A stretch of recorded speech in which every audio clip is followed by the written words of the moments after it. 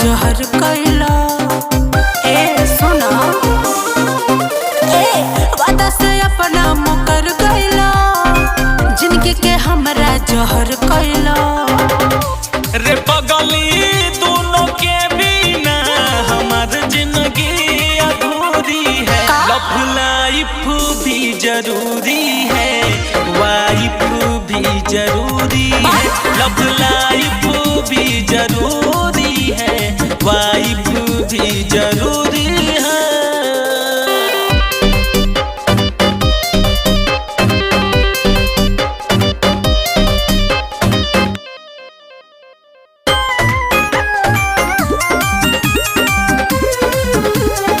Music by Mahipal Bhardwaj.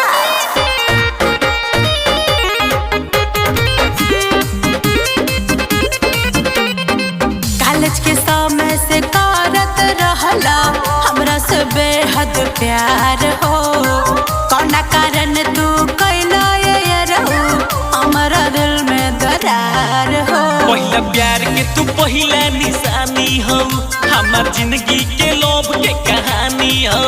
अच्छा कि भला ही मौकी के संगवा रही हमार बुझो मजबूरी है।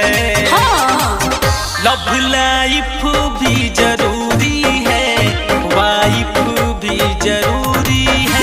लव लाइफ भी जरूरी है, वाइफ भी जरूरी है। अच्छा love life, love life, wife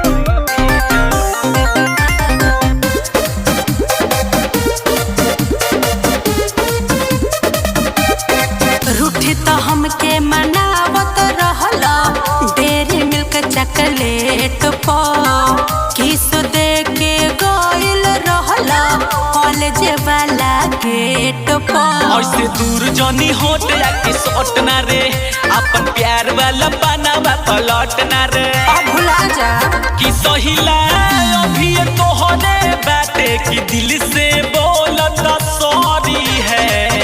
चल झूठा। लव लाइफ भी जरूरी है, वाइफ भी जरूरी है। लव लाइफ भी जरूरी है, वाइफ भी जरूरी है। अरे जा अरे फेंका जा।